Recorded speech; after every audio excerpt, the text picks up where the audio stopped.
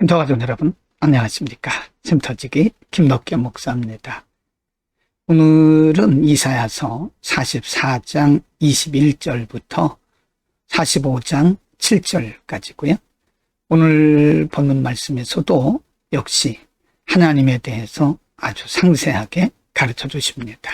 하나님은 누구신가? 그리고 이스라엘 백성들의 존재는 무엇인가?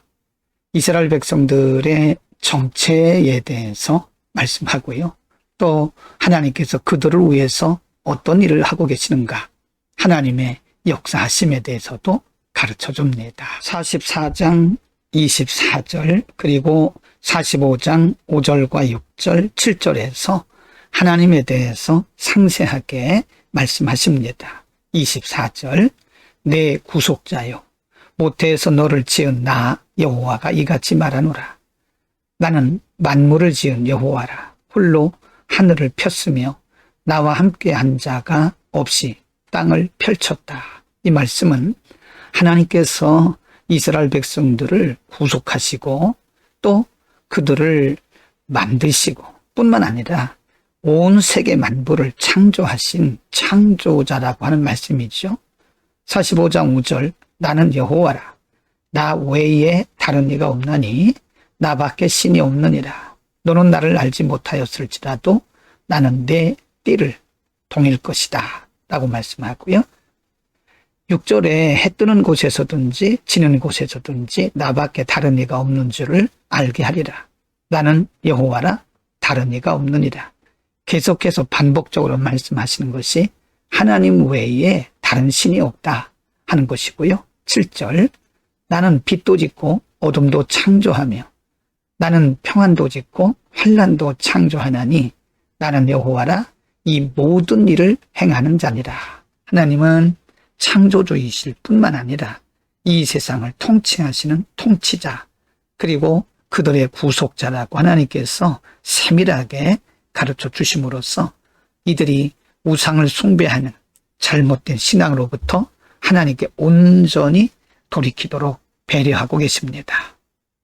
그러면 이스라엘 백성들은 하나님 앞에서 어떤 존재인가? 이스라엘 백성들의 정체에 대해서 21절, 22절에서 말씀합니다. 21절 야곱아 이스라엘아 이 일을 기억하라. 너는 내 종이니라.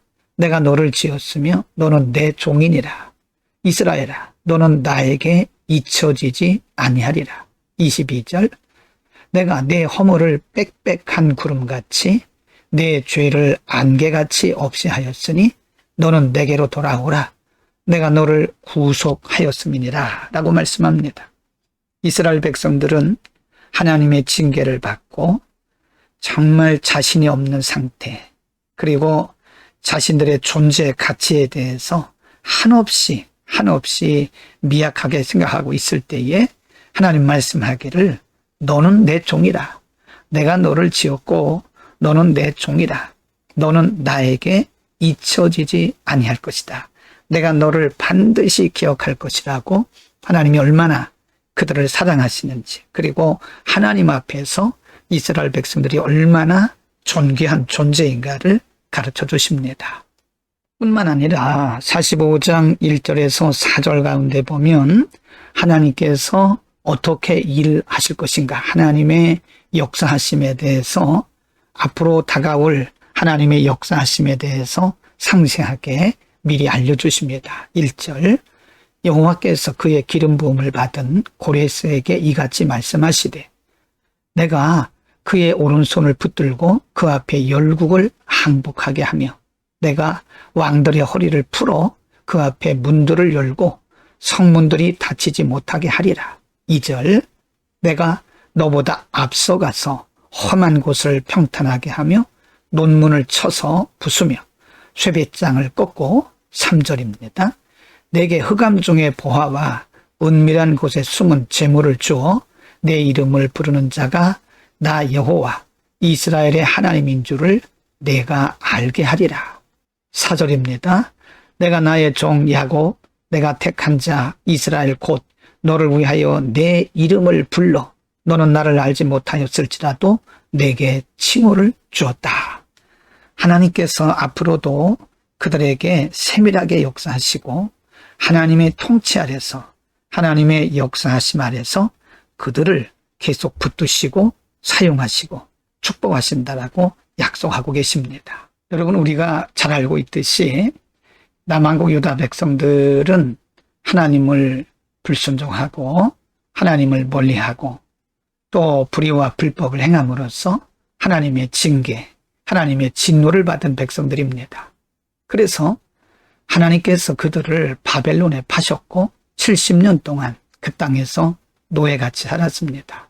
그러나 하나님 그들을 버리지 아니하시고 그들을 계속해서 사랑하시며 그들을 회복시켜 두시고 더 나아가서 그들을 하나님의 도구로 써 주신다고 약속하고 계십니다.